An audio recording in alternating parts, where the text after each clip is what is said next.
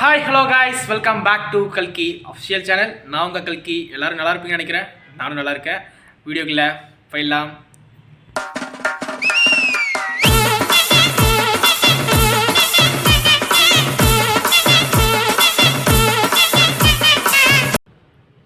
நண்பர்களே, வீடியோக்குள்ளே போகிறதுக்குள்ளே ஒரு சின்ன விஷயத்தை தெளிவுபடுத்திக்கணும். என்னடா விஷயம்னு கேட்டிங்கன்னா, ஒன்றும் இல்லை. நான் என்ன பண்ணேன், வழக்கமாக ரீல்ஸ் ரியாக்ஷன் பண்ணலாம் அப்படின்றதோசரம் இன்ஸ்டாக்குள்ளே வீடியோ எடுக்கலான்னு போனேன். என் ஃப்ரெண்ட்ஸ்லாம் சில பேர் சொல்லியிருந்தாங்க. என்ன சொல்லியிருந்தாங்கன்னா, தயவு செஞ்சு நீ வீடியோ போட போகிறியாடா, எப்போ போட போகிற, எல்லாம் போய் போட போகிற அப்படின்னாங்க. இன்ஸ்டாக்குள்ளே போட போகிறேன்னா ஒரு விஷயம் சொல்லியிருந்தாங்க, கவனம்டா அப்படின்னாங்க. எதுக்குடா கவனம் கேட்டால், கவனமாக போங்க, புலிகள் நடமாட்டம் அதிகமாக இருக்குன்னாங்க. எங்கடா புலிகள் நடமாட்டம் அதிகமாக இருக்குன்னு புரியலடா அப்படின்னா, இல்லைடா இன்ஸ்டாக்குள்ளே போவேன், ரீல்ஸ் ரியாக்ஷன் எப்படி வீடியோ அவங்க பார்ப்பேன், அங்கே பார்த்தா புலிகள் நடமாட்டம் அதிகமாக இருக்கும், கவனமாக போடான்னாங்க. எனக்கு புரியல, என்னடா இது இன்ஸ்டாக்குள்ளே எப்படா புலி வரும், இதில் எதுவுமே புரியலேன்னு சொல்லிட்டு உள்ளே போய் பார்த்தா தான் தெரியுது. நான் ஸ்க்ரோல் பண்ண ஒரு வீடியோ ட்ரெண்டிங்கில் போயிட்டே இருந்துச்சு. டிஎம்கே ஆர் டிவிகே, என்டிகேடா, தமிழ் தேசியம்டா அப்படின்ட்டு ஒரு ரீல்ஸ் மட்டும் வைரல் ஆகிட்டே இருந்துச்சு. அதனாலேயும் என்னமோ தெரியல, என்னால் எந்த ஒரு வீடியோஸும் சரியாக எடுக்க முடியல. அது எனக்கு ஒரு பெரும் ஒரு தாக்கத்தை ஏற்படுத்திச்சு அந்த வீடியோ. 2 நாளாக உள்ளே போகல, ஸ்க்ரோல் பண்ண அதையும் வந்துட்டதுனால வீடியோ கிடைக்கல. சரி, ஓகே, கிடச்ச ரீல்ஸை வச்சு இன்றைக்கி ஏதோ நம்மளால் பண்ண முடிஞ்ச வரைக்கும் பண்ணலாம். ஏன்னா பார்க்குறது ஒரு 8 பேர், ஒரு 7 பேர், அந்த 7 பேருக்காவது நான் உண்மையாக இருக்கும்ல. 7 தான் ஞாபகம் வருது, இதெல்லாம் ஞாபகம் வரக்கூடாது. சரி, வந்துடுச்சு. என்னை யாரும் ஏமாற்ற முடியாது. சீதா, கொஞ்சம் வெளியே வா. என்னது சீதாவா? எங்க? யாரும் ஏமாற்ற முடியாது. என்ன அசால்ட்டா ஏமாறுற? சரி, சட்டையில் தூசு இருக்கு, தொடச்சிக்கோ. நான் ஒரு தடவை தான் ஏமாறுவேன், 2வது தடவை என்னை யாராலும் ஏமாற்ற முடியாது. சி லூசு, நிஜமாலே இருக்குடா.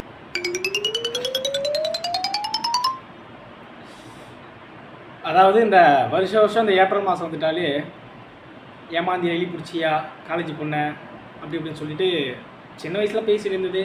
அது இப்போ வரைக்குமே ஏப்ரல் ஃபுல்னு சொல்லுவாங்க. அது என்ன ஒரு விஷயம்னா, வருஷம் ஃபுல்லாக ஏமாந்துட்டு இருப்போம், அது வேறு விஷயம். பட் ஆனால் நம்ம ஒரு டென்ஷனில் இருப்போம். அப்போ இந்த ஏப்ரல் ஃபுல் அப்படி இப்படின்னு சொன்னால் வச்சுக்கேன், வாயில் வேறு மாதிரி வரும். ஏன் தெரியுமா? ஏன்னா நம்ம இருக்கிற டென்ஷன் அப்படி, நம்ம இருக்கிற ப்ரெஷர் அப்படி, நம்ம லைஃப் எப்படா ஹேண்டில் பண்ண போகிறோன்னு பார்த்தா, ஒரு பக்கம் நம்மளை இந்த மாதிரி பண்ணால் செம்ம டென்ஷன் ஆகும். ஆனால் இந்த மாதிரி சீப்பாக ஏமாறுறதும் உண்டு. நம்ம ஏமாற மாட்டோம் தெளிவாக இருக்கும் போதெல்லாம் கன்ஃபார்ம் நம்மளை ஏமாற்றிடுவாங்க. அது லவராக இருக்கட்டும், ஃப்ரெண்ட்ஸாக இருக்கட்டும், யாராக வேணா இருக்கட்டும். ஒரு நம்மளுக்கு ஒரு நல்ல நண்பகத்தன்மையான ஒரு ஆள் நம்மளை ஏமாற்றும் போது இருக்க அந்த கஷ்டம் இருக்குல்ல, அந்த கஷ்டம் இந்த ஏப்ரல் மாதத்துல தான் தெரியும்னு நினைக்கிறேன். ஏன்னா நிறைய பேர் அப்போ தானே ஏமாற்றுவீங்க.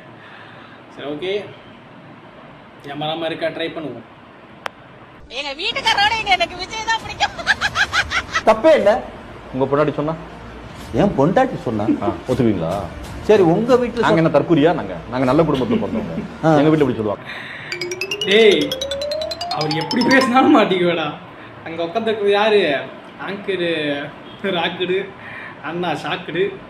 சரியான கேள்வி, சரியான பதில். அவர் போஸ்ட் என்ன பண்ணிட்டாரு, என்னையா கலாய்க்கிறேன், நான் ஒன்றை கலாய்க்கிறேன்னு சொல்லிட்டு அவங்கள கலாய்க்க பார்த்தா ரிட்டர்ன் அடித்தார் ஒரு பால் 6ங்க அப்படின்ற மாதிரி தான் சரியான ஒரு ஷாட் அடித்தார். இவர் யார் டிவிக்கேல தான் இருக்காரா இல்லை என்னன்னு தெரியல. இவர் டிவிக்கேல தான் ட்ரோல் பண்ணிகிட்ருக்காரு. இப்படி எனக்கு தெரிஞ்ச மாற்று கட்சியாக தான் இருக்கணும், அதெல்லாம் தெரியும் நினைக்கிறேன். அப்போ ஏன் பேய் எப்படி அப்படியே போட்டனா? நான் கேட்டது என்கிட்ட திருப்பி கேளு. ஏன் திமுங்களா எப்படி? அதாவது இந்த வீடியோவோட கருத்து உங்களுக்கு புரிஞ்சுதா இல்லைன்னு தெரியல. அதாவது என்னன்னா, குட் ஃப்ரைடேன்னு சொல்லுவாங்க, அது முடிஞ்சிருச்சு. குட் ஃப்ரைடே போயிட்டு இன்றைக்கி குட் சாட்டர்டே, நேற்று போய் இன்றைக்கி குட் சண்டே நிற்குது. அதாவது குட் ஃப்ரைடேனா கிறிஸ்டின் கொண்டாடுவாங்க, அது எனக்கு தெரியும். பட் ஆனால் நிறைய டைம் விஷ் பண்ணுவோம் போயிட்டு, good Friday, happy good Friday அப்படின்றத விஷ் பண்ணுவோம். நமக்கு என்ன தெரியும், அது ஒரு ஃபங்க்ஷன், அது ஒரு அப்படின்ற மாதிரி தான் நம்மளுக்கு தெரியும். பட் ஆனால் நிறைய பேர் அதை சொல்லுவாங்க, அன்றைக்கி தான் ஜீசஸ் இறந்தனால தான் அது குட் ஃப்ரைடேன்னு சொல்கிறாங்க அப்படின்னா நிறைய பேருக்கு குழப்பம் வந்துடுது அந்த இடத்துல. எப்படிடா, என்னடா இது முரண்பாடாக இருக்குது, பேட் ஃப்ரைடே தானே வரணும் அப்படின்னு நினச்சிட்டு இருப்பாங்க. பட் அதுக்கான டெஃபினேஷன், அதுக்கான பதில் அவங்க எப்படி சொல்லுவான்னு தெரியல. பட் எனக்கு என்ன புரிஞ்சிருக்குன்னா, அதில் எனக்கு குட் ஃப்ரைடேயில் என்னோடய ஒப்பீனியன் என்னென்னு கேட்டிங்கன்னா, அதாவது ஒரு நல்ல புனித ஆத்மா, அவர் இறந்த அன்றைக்கி அவரோட ஆத்மா புனிதமாக இருக்கணும். அதனால் அது வந்து புனித வெளின்னு சொல்லுவாங்க, நல்ல வெளின்னு சொல்ல மாட்டாங்க, புனித வெளின்னு சொல்லுவாங்க. அதனால் ஒரு நல்ல ஆத்மா வந்து இந்த பூமியை விட்டு போனதுனாலேயே அன்றைக்கி வந்து நம்ம வந்து புனித வெள்ளியாக வந்து கருதுறோம்னு நான் நினைக்கிறேன். பட் அது உண்மையான அர்த்தம் என்னன்னு எனக்கு தெரியல. தயவு செஞ்சு அப்படி கிறிஸ்டின் ஃப்ரெண்ட்ஸ் யாராவது இருந்தீங்கன்னா அதுக்கான என்ன அர்த்தமோ கொஞ்சம் சொல்லிட்டு போங்க. அப்போ தான் எனக்கும் தெரியும், பார்க்குறவங்களுக்கு புரியும். என்ன கிளாஸ் படிக்கிறீங்க sing song boy? First standard. ஆனா அவ்வளவு ஸ்கூல் இருக்கும்போது ஃபர்ஸ்ட் ஸ்டாண்ட்ல படிக்கிற அதான் எல்லாம் படிப்பாங்க. போய் அங்கிட்டு பஸ் ஸ்டாண்ட்ல படிக்கிற கேட்கணும் அந்த ஆளு. அதாவது இவர் என்ன கேட்டாருங்க, சரியான காமெடிங்க, சரியான ஒரு நகைச்சுவை நாலேஜ் தான். இது என்னன்னு கேட்டிங்கன்னா, அந்த பையன் அவங்களுக்கு புரிஞ்சுருக்கு நினைக்கிறேன். அந்த பையன் வந்து நான் வந்து ஃபஸ்ட் ஸ்டாண்டுன்றான். அதுக்கு ராமராட்டை வந்து ஃபஸ்ட் ஸ்டாண்டில் ஏடா படிக்கிறேன், நிறையா ஸ்கூல் இருக்குது அப்படின்னோடனே இது வந்து குரேஷிக்கு தெரியல. எல்லாருமே ஸ்டார்டிங்கில் ஃபஸ்ட் ஸ்டாண்டு தான் படிப்பாங்கன்னு புகழ் கண்டுபிடிச்சிட்டாப்புல. அண்ணன் அவர் என்னையா சொல்கிறாரு, பஸ் ஸ்டாண்டில் எப்படியா படிப்புன்னு கேட்குறாரு. நல்ல ஒரு நகைச்சுவை, நல்லா இருக்கு. தப்பு என் மேலே தான், நான் அப்படி பேசியிருக்கக்கூடாது. சாரிம்மா. சரி கொண்டா, நான் போய் ஜூஸ் போட்டு எடுத்துட்டேன். இல்லை, நான் இதுவே குடிச்சிக்கிறேன். விஷத்தை கலந்துட்டேன், ஜூஸ் போட்டு எடுத்துட்டேன். நல்ல வேலை தப்பிச்சுட்டேன். அதனால் உங்கள் தயவு செஞ்சு சொல்கிறேன், இந்த புருஷன் முன்னாடிக்குள்ளே இருக்கிற கான்வர்சேஷன் இருக்குல்ல, எதுவாக இருந்தாலும் ஓப்பனாக பேசிடுங்க. இப்படி வந்து தூங்கும்போது கழுதுக்கு போட்டுச்சா அப்படிங்கிறது என்னென்னவோ பண்ணிகிட்டு இருக்கீங்க. அது ஒரு நல்ல புரிதல் வேணும். இது வந்து ஃபன்னாக இருந்தாலுமே நிறைய இடத்துல நடந்திருக்கனால இதை சொல்கிறேன். மனசு விட்டு பேசுங்க. இது வந்து ஒரு வன்மத்தையும் நேர் காட்டுங்க. மறைமுகமாக எதையும் பண்ணி தொலைச்சிடாதீங்க. அதுக்கு பின்னாடி பாதிப்பு உங்களுக்கு தான். இருந்தாலும் நகைச்சுவை நல்லா இருக்கிறது, கடந்து விடுவோம். மச்சி கார் வாங்கலாம்னு நான் நினைக்கிறேன்டா. அது காசு என்னடா பண்ணுவேன்?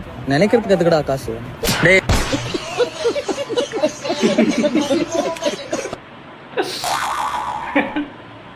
நினைக்கிறது எதுக்குடா காசு? நானா வாங்க போகிறேன், நினைக்க தானே போகிறேன். நினைக்கிறதா எப்படி வேணே நினைப்பேன். கங்க்ராச்சுலேஷன் சொல்லுங்க.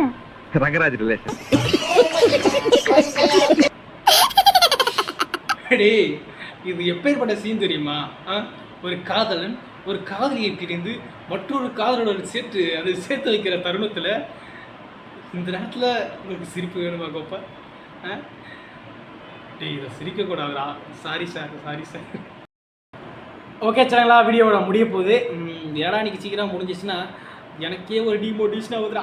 யாரும் வீடியோ பார்க்குறதில்ல, லைக் பண்ணுறதில்ல, ரீச்சே ஆக மாட்டேங்குது, ஏன்னு தெரியல. ஆனால் உண்மையால் என்னுடைய சப்ஸ்கிரைபர் ஒரு 2-3 பேர் பார்ப்பீங்க. அவங்களுக்காக தான் இந்த வீடியோ. வாழ்க்கை வளமுடன், நல்லா இருங்க. வேர்த்து ஊற்றுது, வெயிலில் பார்த்து கவனமாக இருங்க. முடிஞ்சால் நல்லபடியாக தூங்குங்க. Okay bye. நெக்ஸ்ட் வீடியோவில் பார்ப்போம்.